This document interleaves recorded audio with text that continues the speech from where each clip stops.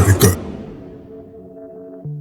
කවුරු හරි කෙනෙක් ෆෝන් එකේ ඩිස්ප්ලේ එක පේන්නේ නැති වෙන්න තියන් ඉන්නවනම් ඒ කෙනා ඔයාගෙන් මොනවා හරි හංගනවා.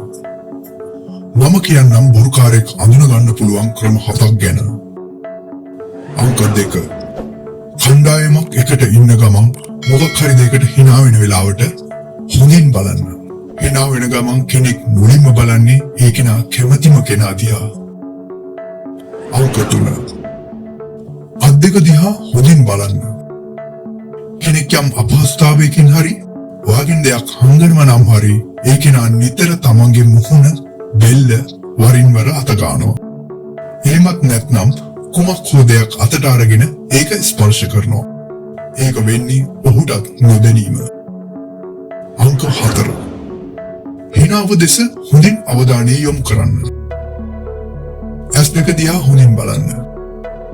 ජෙනුයින් විදියට ඇත්තටම hina වෙනවා නම් අනිවාර්යෙන්ම ඇස් දෙක කුඩා වී ඒ අවට රැලි ගැහෙනවා.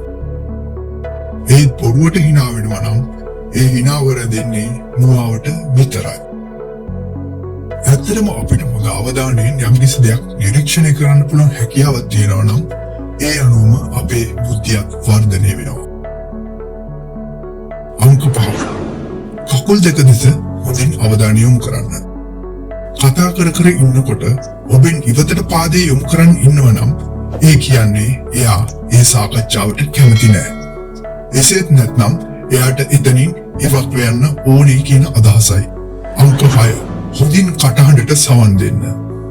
කතා කරන වෙලාවට කටහඬේ ස්වරය එකම ගානට තියෙන්නේ නැතුව ස්වරය අසාමාන්‍ය විදිහට වරින් වර ඉහළ පහළ යනවා නම් ඒ කෙනා බොරුවක් කියන්නේ. අංක 7.